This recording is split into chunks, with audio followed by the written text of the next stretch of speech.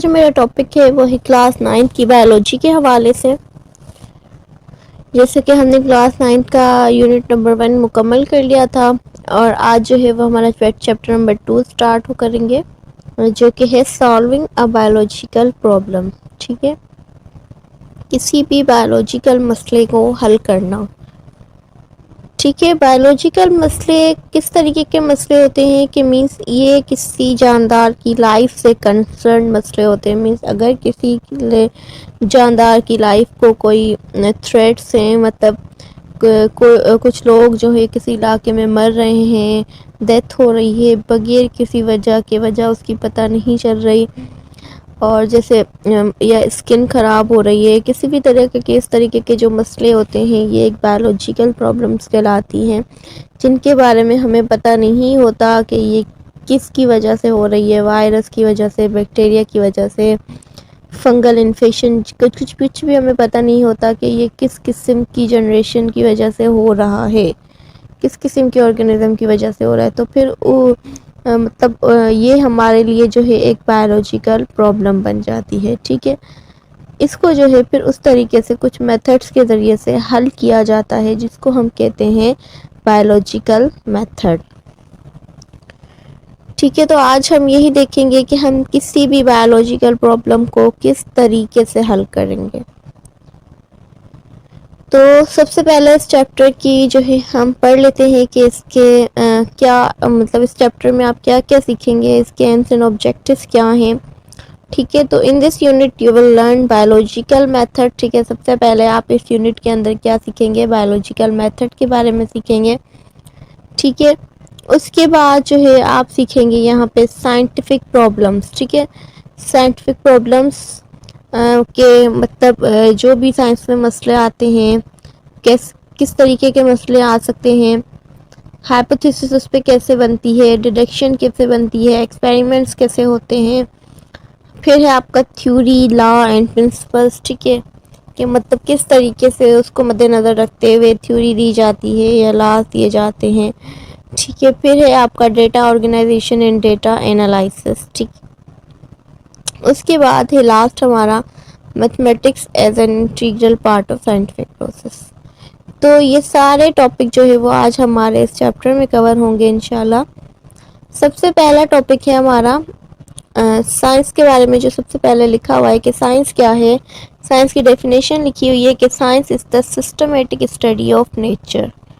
ठीक है, साइंस क्या है, साइंस स्टडी है किसकी, नेचर की, कुदरत की, and how it affects and the environment. ठीक है, मतलब किस तरीके से, एक तो कि ये है कि नेचर में क्या क्या है, ये पढ़ना भी क्या है, साइंस है, और किस तरीके से मतलब नेचर में जो चीज़ें हैं वो किस तरीके से हमारे इन्वायरमेंट पे या हम पर असरअंदाज हो रही हैं।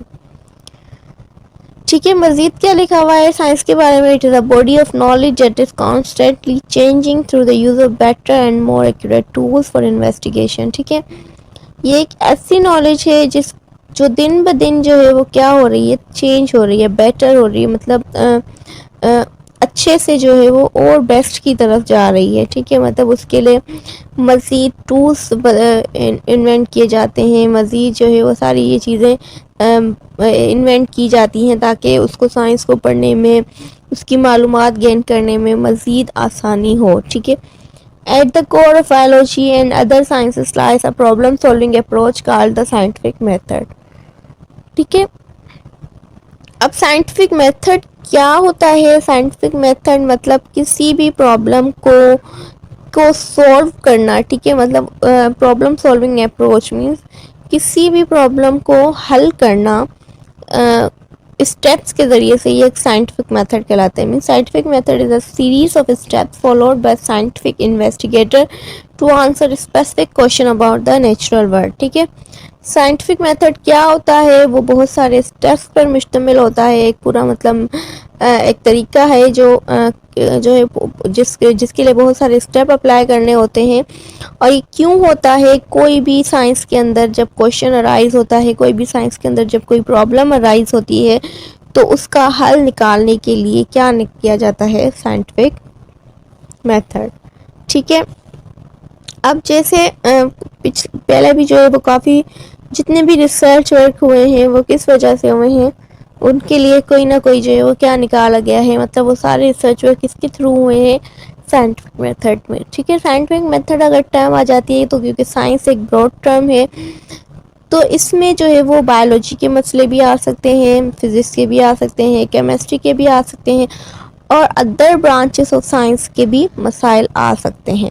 ठीक है, मतलब किसी भी मसले को, किसी भी ब्रांच के, बायोलॉजी के, फिजिक्स के, केमिस्ट्री के, कोई भी ऐसा मसला राइज होता है उसको हल करने को कहा जाता है साइंटिफिक मेथड। ठीक है, अब यहाँ पे क्योंकि हम बायोलॉजी पढ़ रहे हैं तो हमारी स्पेशलाइजेशन क्या होनी चाहिए, बायोलॉजिकल मेथड। ठीक है, क्योंकि हमें फिर यहाँ पे हमारा फिजिक्स से फिलहाल कोई लेन देन नहीं है क्योंकि हम बायो पढ़ रहे हैं, ना ही फिलहाल हमारा यहाँ पे केमिस्ट्री से लेन देन है।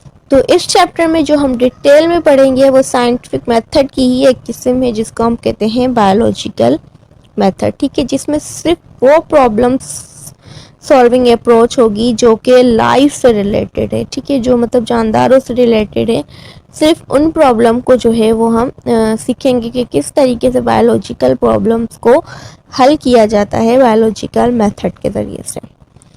As you know that biology is the branch of science concerned with the study of living thing और organism। आपको सबको पता है कि बायोलॉजी में हम क्या पढ़ते हैं, जानदारों के बारे में, जैसे हमने पिछले चैप्टर में बायो की डेफिनेशन पढ़ी थी। The system of advancing knowledge by formulating a question, collecting data about it through observation and experiment and testing a hypothetical answer about living thing is called biological method। ठीक है, biological method में होता क्या है, सबसे पहले क्या होता है, एक क्वेश्चन राइज होता है, मीन्स कोई भी बायोलॉजिकल मसला राइज होता है, फिर क्या किया जाता है उसके बारे में कलेक्टिंग डेटा अबाउट इट। ठीक है, मतलब मुख्तलिफ ऑब्जर्वेशंस कर कर, मुख्तलिफ मुशाहिदात कर कर मज़ीद उस प्रॉब्लम के बारे में जो है वो क्या किया जाता है, डेटा कलेक्ट किया जाता है। जैसे फॉर एग्ज़ाम्पल अभी जैसे करोना आया था कुछ वक्त, 2019 की बात है, तो उसके अंदर क्या हुआ था कि सबसे पहले क्या हुआ था कि नहीं पता था कि क्या हो रहा है। ठीक है, क्योंकि कुछ लोग थे जो ज़ुकाम फ्लू हो रहा था और फ्लू होने से अभी उनकी डेथ हो रही थी, उनको फ्लू के बाद सांस की तकलीफ शुरू हो रही थी और उनकी डेथ हो रही थी। ठीक है, ये एक जो है वो बायोलॉजिकल मसला आया था। फिर उसके बारे में बहुत सारी जो है डाटा कलेक्ट किया गया, पता चला कि मतलब वो चाइना में आस्ते आस्ते हर जगह फैल रहा है और फिर ऑब्जर्व किया गया, उनके ब्लड वगैरह देखे गए, ब्लड सैंपल लिए गए, उसको ऑब्जर्व किया गया, उनके एक्सपेरिमेंट किए गए। ठीक है, इस तरीके से एक पूरी हाइपोथेसिस तैयार की गई और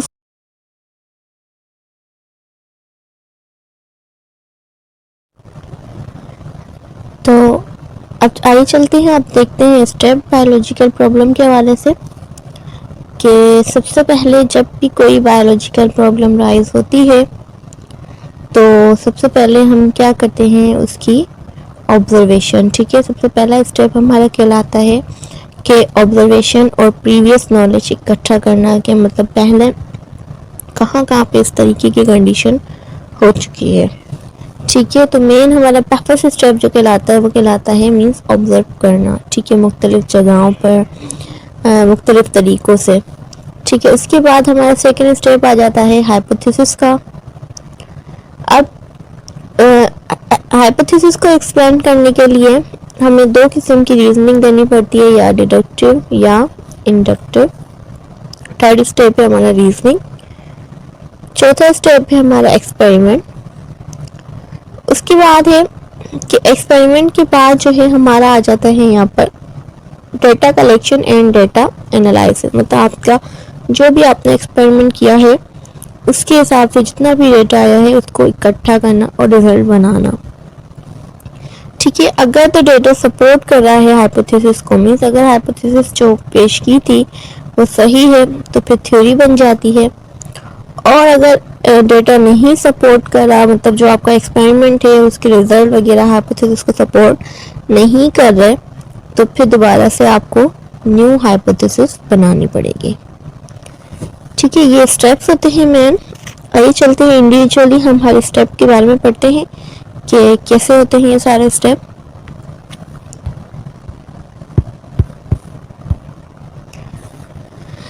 अभी हमारा biological problem, hypothesis, deduction and experiment. ठीक है, biological problem is a set of questions to be solved. ठीक है, ये पूरा एक क्वेश्चनों का मजमुआ होता है जिसमें बहुत सारे क्वेश्चन राइज होते हैं about the natural world. This problem can be environmental, माहौल से भी ताल्लुक रख सकते हैं। ठीक है, हेल्थ से भी ताल्लुक रख सकते हैं, किसी भी चीज़ से, मतलब आपका माहौल, आपकी हेल्थ वगैरह, किसी भी तरीके का बायोलॉजिकल मसला राइज हो सकता है।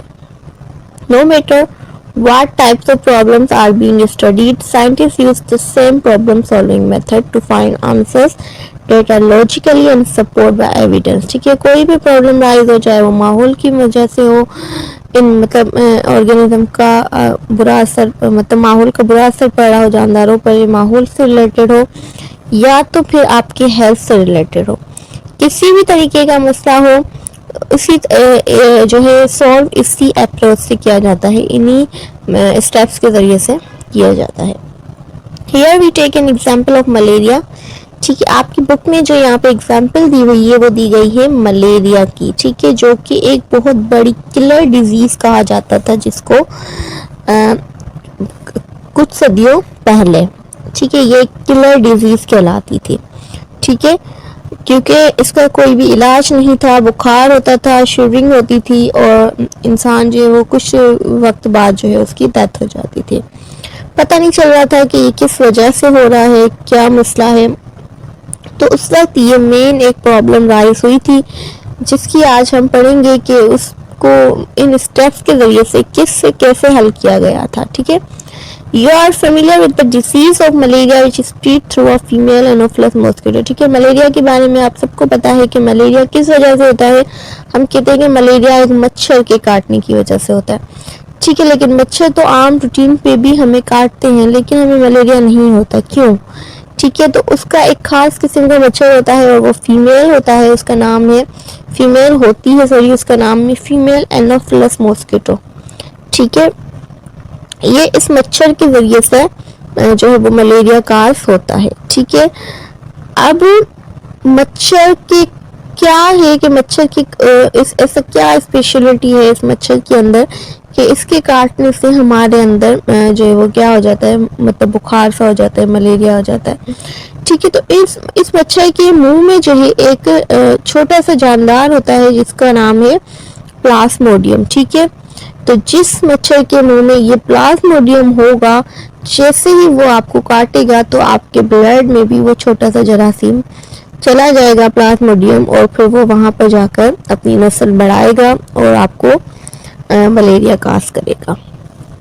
ठीक है, previously the cause of malaria was unknown. पहले मलेरिया बीमारी का कोई वजह नहीं पता थी। ठीक है, it was thought that the malaria is caused by bad air. ठीक है, यही कॉन्सेप्ट था मलेरिया के बारे में कि मतलब इन्वायरमेंटल डिजीज है या वायरल डिजीज है। मीन्स बैड एयर हम तो कह सकते हैं कि मतलब जब इस तरीके की हवाएं चलती हैं, खराब हवाएं, तो ये एक वायरल इन्फेक्शन समझा जाता था उसको। This problem is solve when a scientist identify the reason of malaria. ठीक है, ये प्रॉब्लम तब सॉल्व हुई जब बाकायदा तौर पे साइंसदानों ने बायोलॉजिकल मेथड के जरिए से इसका हल निकाला। अब इसके लिए सबसे पहला स्टेप जो था उन्होंने किया था ऑब्जर्वेशन। ठीक है, ऑब्जर्वेशन क्या होता है? The first step is to identify the reason of the problem followed by formulation of a question about what has been observe. ठीक है, पहला ये सबसे पहला स्टेप होता है कि इसमें हमें सबसे पहले आइडेंटिफाई करना होता है कि क्या रीजन हो सकती है। ठीक है, इस मसले का क्या हल हो सकता है।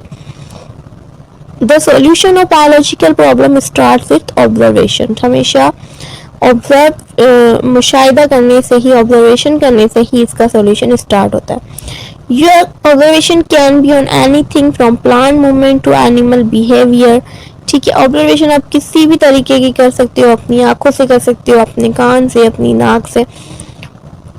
ठीक है, किसी भी चीज से आप अपनी ऑब्जर्वेशन को कर सकते हो। ठीक है, चाहे आप एनिमल्स के बिहेवियर से करो, प्लांट मूवमेंट से करो, किसी भी चीज का मतलब आप कर सकते, मतलब उस प्रॉब्लम से रिलेटेड आप हर तरह की ऑब्जर्वेशन कर सकते हो। ठीक है, अब ऑब्जर्वेशन की बुनियादी जो है वो एक क्या है कि बुनियादी तौर पे ऑब्जर्वेशन जो है वो कितने किस्म की होती है। दो किस्म की ऑब्जर्वेशन हम करते हैं बेसिकली, ठीक है।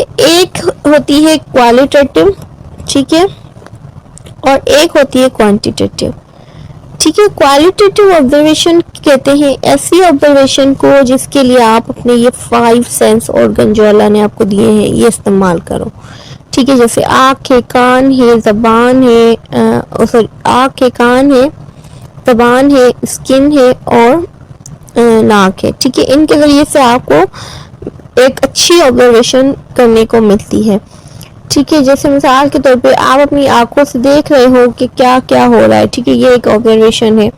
आपके सामने कौन खड़ा है, कौन कैसा दिख रहा है, ठीक है। इसी तरीके से आप अपने कानों से ऑब्जर्व कर सकते हो कि आपको जो आवाज़ सुनाई दी है अभी वो किसकी सुनाई दी है, ठीक है। इवन हम कमरे में बैठे होते हैं और अगर बाहर जो है वो गाड़ी की आवाज़, गाड़ी के हॉर्न की आवाज़ आती है तो हमें पहचान लेते हैं कि बाहर गाड़ी आ चुकी है, ठीक है। हम मतलब कानों के जरिए से ऑब्जर्व कर लेते हैं। इसी तरीके से हमारे जैसे ज़बान है कि हम मुंह में कुछ भी रखें, कोई भी चीज़, तो हम आंख बंद करके बता सकते हैं कि हमने कौन सी चीज़ को टेस्ट किया है, ठीक है। मतलब वो जायके में कैसी है, खट्टी है, मीठी है, तो ये सारा हम ज़बान से ऑब्जर्व कर सकते हैं। इसी तरीके से स्किन के ज़रिए से आप मौसम को, पैन को, टेम्परेचर को, ठीक है, इस तरह को इजी तरीके से ऑब्जर्व कर सकते हो। इसी तरीके से नाक के ज़रिए से भी आप काफ़ी चीज़ों को सूंघ के बता सकते हो बगैर उसको देखे, बगैर उसको खाए। तो ये सारे सेंस ऑर्गन्स जो है वो आपकी ऑब्जर्वेशन के लिए इस्तेमाल होते हैं, जो कि बहुत अच्छी ऑब्जर्वेशन आपकी करवाते हैं, ठीक है। और इन ऐसी ऑब्जर्वेशन जो आप इन सेंस ऑर्गन्स के जरिए से करो उनको कहते हैं, उस ऑब्जर्वेशन को कहते हैं क्वालिटेटिव ऑब्जर्वेशन। नेक्स्ट है हमारा क्वांटिटेटिव ऑब्जर्वेशन, ठीक है। क्वांटिटेटिव ऑब्जर्वेशन ऐसे है कि अब मिसाल के तौर पे मैंने एक चौक पकड़ी हाथ में और मैं आपसे पूछ रही हूँ कि इस चौक का कलर कैसा है, ठीक है। तो आप मुझे बताएंगे कि इस चौक का कलर क्या है, वाइट है। अगर बड़ी होगी तो आप बोलेंगे बड़ी है, छोटी होगी तो आप बोलेंगे छोटी है, ठीक है। आप इसका टेस्ट भी मुंह से चख सकते हो, आप बता सकते हो कि ये टेस्ट में कैसी है, सूंघ भी सकते हो उसको। तो ये सारी ऑब्जर्वेशन आप मुझे अपने सेंस ऑर्गन्स के जरिए से करके बता रहे हो। लेकिन फॉर एग्जांपल अगर मैं आपको कहती हूँ कि आप मुझे इसका सेंटीमीटर बताएं कि ये चौक कितने सेंटीमीटर का है या कितने इंच का है, ठीक है, और एक्यूरेट बताइएगा, तो जाहिर बात है उसके लिए आपको किस चीज़ की ज़रूरत पड़ेगी, सेंटीमीटर वाले स्केल की, ठीक है, या मीटर वाले या इंच वाले, इस तरीके की स्केल की ज़रूरत पड़ेगी। तो ऐसी ऑब्जर्वेशन जिसके लिए आप किसी इंस्ट्रूमेंट का इस्तेमाल करो, जैसे इस तरीके के इंस्ट्रूमेंट दिए हुए हैं, ठीक है, ये सारे इंस्ट्रूमेंट जो हैं इस तरीके के अगर आप इनका इस्तेमाल करो तो ऐसी ऑब्जर्वेशन आपकी कहलाती है क्वांटिटेटिव ऑब्जर्वेशन, ठीक है। तो क्वालिटेटिव मीन्स वो जो आप अपने सेंस ऑर्गन से करो और क्वांटिटेटिव वो जो आप मुख्तलिफ टूल्स से करो, ठीक है। आगे है कि आप वही कि मलेरिया का केस जो हमने उठाया था, तो मलेरिया के केस के बारे में भी एक ऑब्जर्वेशन हुई थी 1880 के अंदर। एक फिजिशियन था फ्रेंच का, लेवरेंट, ठीक है। इसने क्या किया था, इसने जो उस वक्त जो पेशेंट बीमार थे, बुखार से जो कांप रहे थे, उसका ब्लड लिया, studied the blood sample of malaria patient, एक ब्लड लिया, ठीक है, और उसको ब्लड में कुछ जाहिर बात है ऐसे जाहिर तौर पे तो उसको कुछ नजर नहीं आया अपनी आंखों से। तो फिर उसने उसकी कौन सी ऑब्जर्वेशन की, क्वांटिटेटिव, ठीक है। उसने क्या यूज किया, माइक्रोस्कोप इस्तेमाल किया। क्योंकि उसने माइक्रोस्कोप इस्तेमाल किया क्योंकि वो एक टूल है, तो ये कौन सी ऑब्जर्वेशन हो गई, क्वांटिटेटिव। उसने माइक्रोस्कोप के जरिए से जब उस ब्लड को देखा तो उसको वहां पे टिनी क्रिएचर्स नजर आए, टाइनी से, बिल्कुल। ये देखिए ये सारे ब्लड सेल्स हैं, ठीक है, और ये छोटे छोटे सेल्स को क्रिएचर्स इस तरीके के नजर आए ब्लड के अंदर, ठीक है, जिसको इसने नाम दिया प्लाज्मोडियम, ठीक है। जब इसको टिनी क्रिएचर नजर आए, मुझे टिनी क्रिएचर छोटे छोटे जानदार नजर आए और उसने उसको नाम से पुकारा Plasmodium. So the observation was made that Plasmodium is present in the blood of malaria patient. ठीक है, तो लेवल ने अपनी ऑब्जर्वेशन ये दी क्योंकि उसने ब्लड देखा था। उसने कहा कि ब्लड में हर चीज तो मुझे नॉर्मली लगी जैसे होता है ब्लड, लेकिन मुझे एक चीज इसमें इजाफी नजर आई, वो क्या है, प्लाज्मोडियम। ठीक है, ये थी इसकी ऑब्जर्वेशन। अब आ जाए अगला, नेक्स्ट स्टेप होता है हमारा हाइपोथेसिस। ठीक है, हाइपोथेसिस एक साइंटिस्ट की स्टेटमेंट होती है, अपने मतलब एक उसका तुक्का होता है जो कि आगे चल के सही भी साबित हो सकता है और गलत भी साबित हो सकता है। ठीक है, जो वो अपने ऑब्जर्वेशन के हिसाब से अपना एक स्टेटमेंट देता है, उसको कहते हैं hypothesis. Hypothesis is the key component of the scientific process. It is defined as an intelligent guess made by a scientist in the form of a statement. ठीक है, ये एक intelligent guess होती है जो कि साइंटिस्ट अपनी एक स्टेटमेंट दे देता है। It is important to note that hypothesis must be testable. ठीक है, hypothesis को जरूर टेस्ट किया जाता है। That means you should be able to test your hypothesis through your experimentation. Your hypothesis must either be supported or falsified by your experiment. ठीक है, अब जब hypothesis तो दे दी एक साइंटिस्ट ने, ठीक है, तो उसके बाद उस hypothesis को एक्सपेरिमेंट जरूर किया जाता है, और एक्सपेरिमेंट के बाद कभी कभी वो hypothesis, मजीद एक्सपेरिमेंट जब उस पर किए जाते हैं तो उसके बाद कभी कभी वो hypothesis सही भी साबित हो जाती है और कभी गलत भी हो जाती है। ठीक है, अब मलेरिया के केस में क्या हुआ कि जैसे उसने प्लाज्मोडियम देखा था तो इसने भी अपनी एक इंटेलिजेंट गेस बना दी। वो क्या बना दी, ऑब्जर्वेशन को देखते हुए उसने कहा, क्योंकि बाकी सब तो नॉर्मल है, प्लाज्मोडियम ही नजर आ रहा है, तो उसने कहा कि मुझे लगता है कि प्लाज्मोडियम ही काज है किसका, मलेरिया का। तो उसने अपनी ये हाइपोथेसिस दे दी कि plasmodium is the cause of malaria, plasmodium वजह है मलेरिया की। But it is only a guess which can be presented as a hypothesis. ठीक है, ये एक सिर्फ तुक्का था उसका, उसको नहीं पता था कि आगे इसका क्या होगा। जब इसमें मुख्तलिफ एक्सपेरिमेंट्स किए जाएंगे तो गलत भी साबित हो सकता है, सही भी साबित हो सकता है, क्योंकि ये प्लाज्मोडियम उस वक्त उसको नहीं पता था कि ये प्लाज्मोडियम सिर्फ मलेरिया ही काज करता है। ठीक है, हो सकता है उस बंदे को कोई और भी बीमारी हो जिसकी वजह से प्लाज्मोडियम उसके ब्लड में हो। ठीक है, तो उसके लिए मजीद जो है वो एक्सपेरिमेंट्स किससे गुजरना पड़ता है। अब हमारा जो नेक्स्ट स्टेप है वो है रीजनिंग। ठीक है, biologist collect information about the problem and formulate the hypothesis by using a reasoning process. ठीक है, सब ये जब मुख्तलिफ जगहों से इंफॉर्मेशन कलेक्ट कर लेते हैं, ठीक है, और फिर जो है अपनी हाइपोथेसिस को साबित करने के लिए वो क्या इस्तेमाल करते हैं, रीजनिंग प्रोसेस इस्तेमाल करते हैं। ठीक है, अब रीजनिंग प्रोसेस जो है वो दो तरीके का होता है, इंडक्टिव या डिडक्टिव।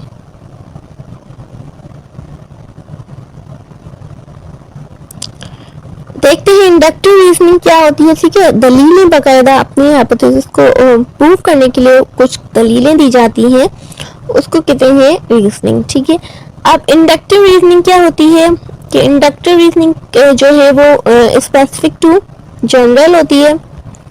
ठीक है, इसका मीन्स एक खास से आम की तरफ आना, जैसे for example shark is a fish.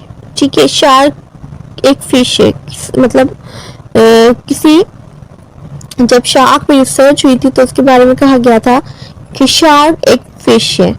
ठीक है, अब इसकी रीजनिंग क्यों दी गई, रीजनिंग क्या दी गई थी कि shark is a fish, all fish have scales, therefore shark also have scales. ठीक है, क्योंकि सारी फिश के स्केल है इसलिए शार्क के भी स्केल है, तो शार्क भी क्या है, फिश है। मीन्स स्पेसिफिक से इसको किस तरफ ले जाया गया, सारी फिशेस की तरफ, जनरल की तरफ।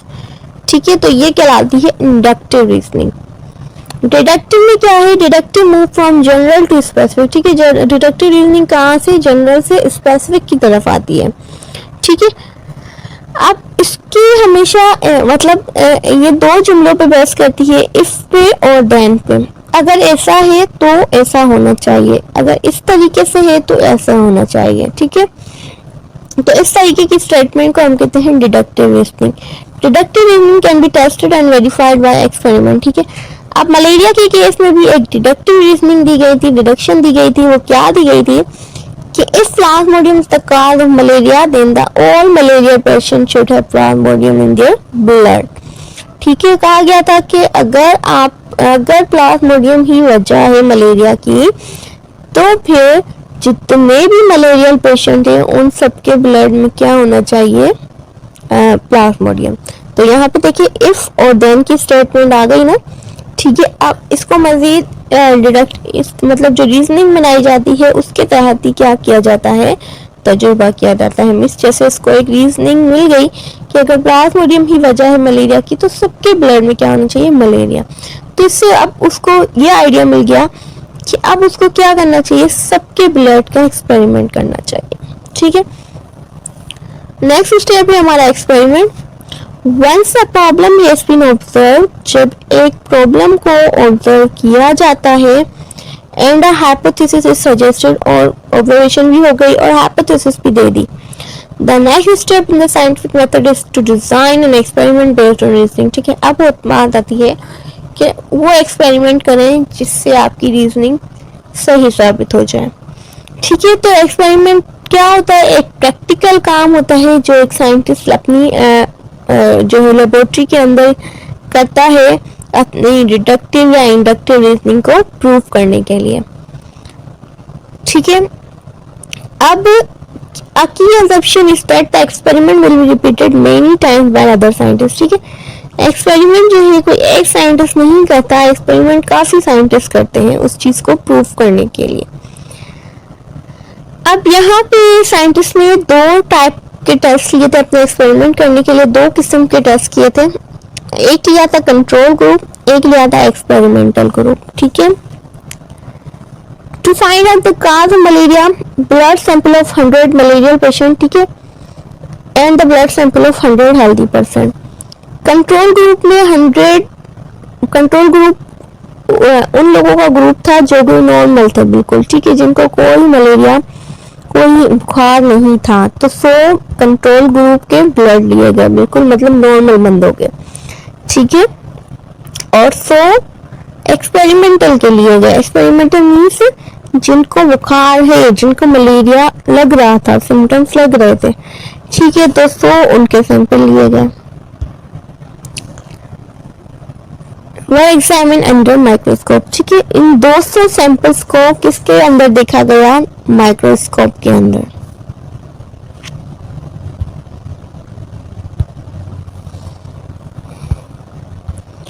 ठीक है, ये था इनका एक्सपेरिमेंट।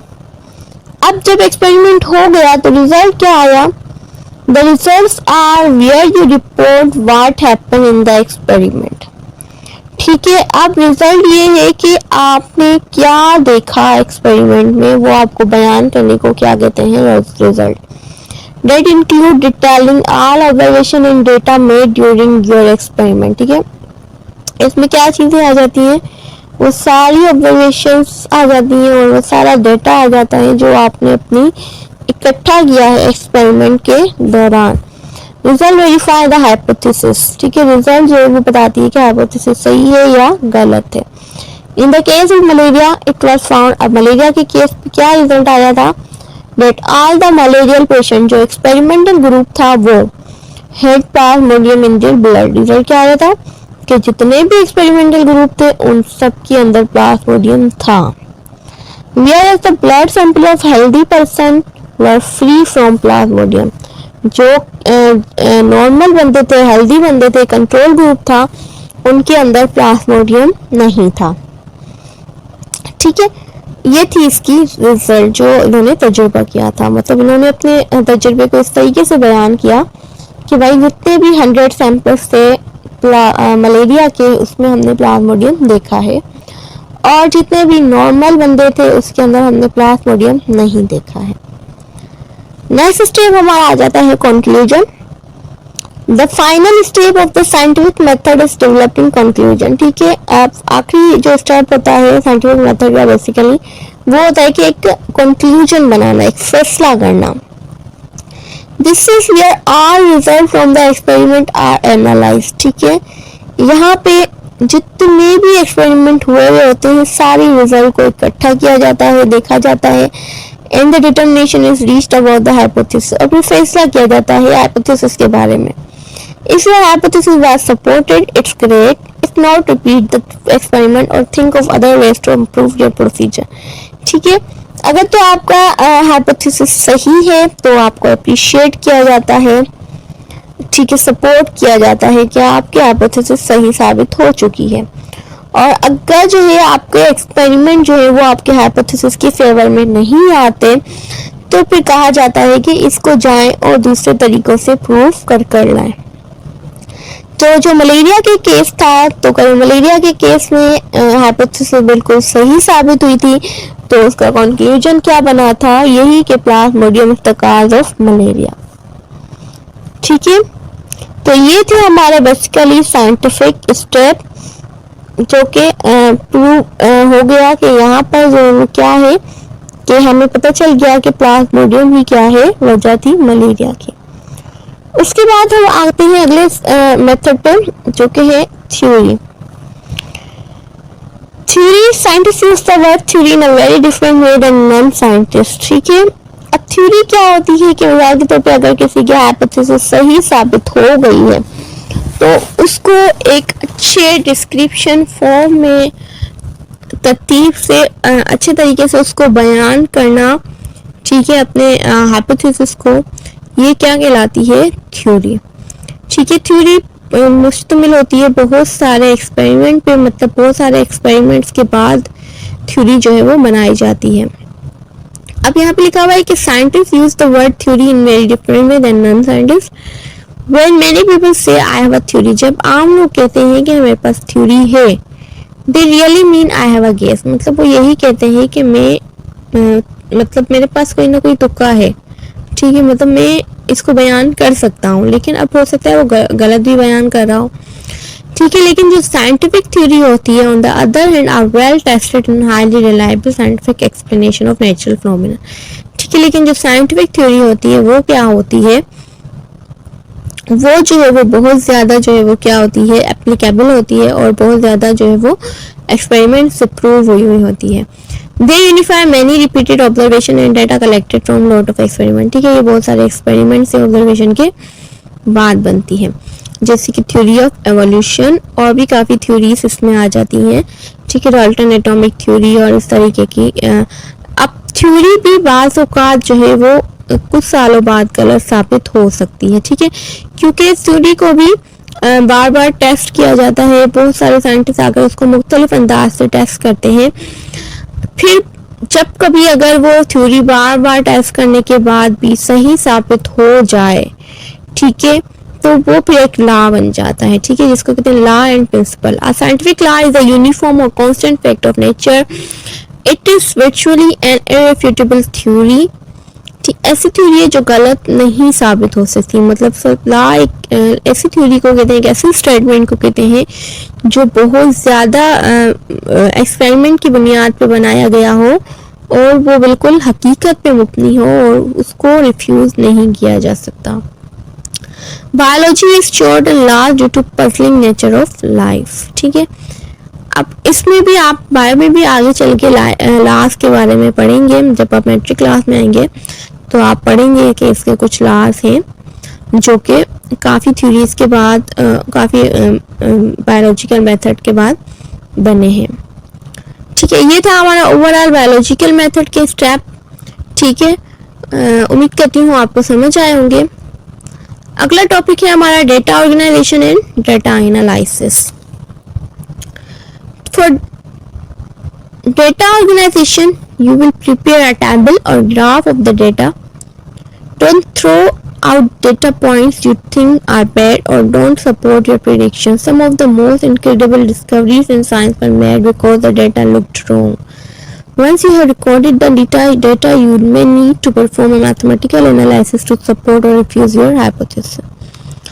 ठीक है, अब सब जो है जब कभी आप डेटा कलेक्ट करते हो किसी भी रिसर्च वर्क के हवाले से, किसी भी बीमारी के हवाले से, तो आपको उसको ऑर्गेनाइज करके पेश करना होता है। ठीक है, जितना अच्छा आपका डेटा ऑर्गेनाइज किया हुआ होगा उतना ही दूसरों के लिए पढ़ने में आसान होगा और आगे वो चीज़ एक्सेप्ट की जाएगी। ठीक है, तो डेटा ऑर्गेनाइजेशन के बुनियादी तौर पे दो मेथड बेस्ट मेथड कहलाते हैं। एक या तो टेबल शक्ल में आप लिखें या तो ग्राफ शक्ल में बनाएं। ठीक है, ये दोनों मेथड जो है वो एप्लीकेबल हैं, जिनको पढ़ने में समझने में आसानी होती है जब आगे वाले लोगों के लिए पेश किया जाता है। ठीक है, जैसे हम सिंपल टेबल की शक्ल में जो डेटा बनाते हैं तो वो हमारे लिए पढ़ना आसान हो जाता है। ठीक है, मिसाल के तौर पे हम अगर टाइम टेबल बनाते हैं तो जब हम टेबल के हिसाब से बनाते हैं तो हमें पढ़ने में आसान हो जाता है कि पहला पीरियड किस टीचर का किस क्लास में है, दूसरा पीरियड किस टीचर का किस क्लास में है, तीसरा पीरियड कौन सा है, मंडे को कौन से पीरियड होते हैं, ट्यूसडे को कौन से पीरियड होते हैं, तो हमें उसको पढ़ने में बिल्कुल आसानी सी फील होती है। ठीक है, जबकि अगर मैं आपके पूरे बोर्ड पे एक शीट लगा दूं और उस पर पूरा पैराग्राफ लिख दूं, on Monday first period is English and it is taken by miss Saima, और कोई भी इस तरीके की मतलब पूरा पैराग्राफ में लिखती जाऊँ, मंडे से लेके फ्राइडे तक का पूरा एक ऐसे टाइप में लिख दूँ आपके बोर्ड पे शीट बना के, तो आपको उसको पढ़ने में बहुत मुश्किल होगी और आप देखोगे भी नहीं उसको तरफ। ठीक है, कि इतना बड़ा ऐसे कौन पढ़े, किस किस के पीरियड किस दिन होते हैं। ठीक है, अगर उसी को मैं एक टेबल की शक्ल में लिख देते हैं हम, तो हम इजीली उसको पढ़ सकते हैं कि किस तरीके से जो है हम कौन सा पीरियड किस दिन होगा, हम इजीली उसको हर किसी को समझा सकते हैं। ठीक है, तो ये होता है एक टेबल की खुसूसियत। ठीक है, दूसरे आ जाए ग्राफ। ग्राफ जो है वो इन दो तरीकों के बनाए जाते हैं जब भी कोई बीमारी के हवाले से रिसर्च की जाती है। ठीक है, या जानदारों के हवाले से या पॉपुलेशन के हवाले से। तो एक आपका कहलाता है बार चार्ट और एक आपका कहलाता है पाई चार्ट। ठीक है, बार चार्ट कैसे बनता है, ये ग्राफ पेपर पे आप बना सकते हो इसको इजीली तौर पे, कि इसके लिए आपको एक वाई एक्सिस लेनी पड़ेगी, एक एक्स एक्सिस, एक वाई एक्सिस लेते हैं आप और एक एक्स एक्सिस लेते हैं। ठीक है, अब यहाँ अगर आप देखें तो जो ये एक्स एक्सिस है वहाँ पे ये जो रिसर्च बनाई गई है, ये बनाई गई है 2016 से 17 तक की। ठीक है, कि मलेरिया के केस कितने रिपोर्ट हुए थे सिंध के अंदर। तो फरवरी 2016 से ये रिसर्च शुरू हुई थी। अगर आप देखें तो यहाँ नीचे जो है वो मंथ के नाम दिए हुए हैं और ऊपर जो है वो मलेरिया पेशेंट के नाम दिए गए। ठीक है, अब जब अगर फरवरी में हम देखें तो 1000 से थोड़ा सा ऊपर जा रहा है, मीन्स अगर हम कह सकते हैं कि 1200। ठीक है, तो 1200 पेशेंट हमारे किस में आए थे, फरवरी में। मार्च में अगर हम देखें तो 1100, अप्रैल में थोड़े कम आए हैं 900, मई में उस थोड़े ज़्यादा आए 1500 तक। तो इस तरीके से मतलब हमें पता चल रहा है कि किस मंथ में कितने पेशेंट हमारे आ चुके हैं मलेरिया के। और इसको देखने से एक फ़ायदा हमें ये भी मिल रहा है कि हम इजीली इसको देख के बता सकते हैं कि सबसे ज़्यादा पेशेंट किस मंथ में आए हैं और सबसे कम पेशेंट किस मंथ में आए हैं। ठीक है, तो इसको ये कहलाता है बार ग्राफ, जिसमें हम एक एक्सिस बनाते हैं, एक वाई एक्सिस बनाते हैं और अपने डेटा को इस तरीके से रिप्रेजेंट करते हैं। ठीक है, उसके बाद हम आ जाते हैं नीचे, ये कहलाता है हमारा पाई चार्ट। ठीक है, पाई चार्ट जो है वो बिल्कुल स्क्वायर शक्ल में बनता है। ठीक है, अब क्योंकि एक पूरा सर्कल, ठीक है, एक सर्कल पे बनता है और इस तरीके से जैसे पिज्ज़ा के पीस होते हैं ना, आप एक सर्कल वाले पिज़्ज़ा को पीसेस में डिवाइड कर देते हो, तो इस तरीके से ये कुछ दिखने में होता है।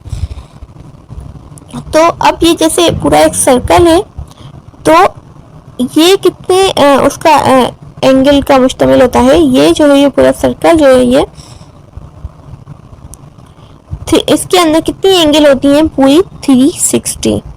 ठीक है, 360 एंगल्स पर जो ये मुश्तमिल होता है।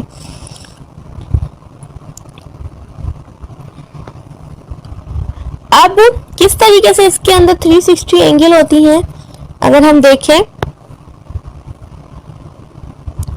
तो यहाँ पे जब कभी हम जो है प्रोटेक्टर इस्तेमाल करते हैं तो हमारी यहाँ तक होती है प्रोटेक्टर, ठीक है। 90 का एंगल यहाँ तक होता है और 90 का यहाँ तक, तो ये एक फुल मतलब सर्किल है। तो मीन्स 90 यहाँ, 90 यहाँ, 90 यहाँ, 90 यहाँ, ठीक है। फिर हम इसको डिवाइड करते हैं परसेंटेज के हिसाब से।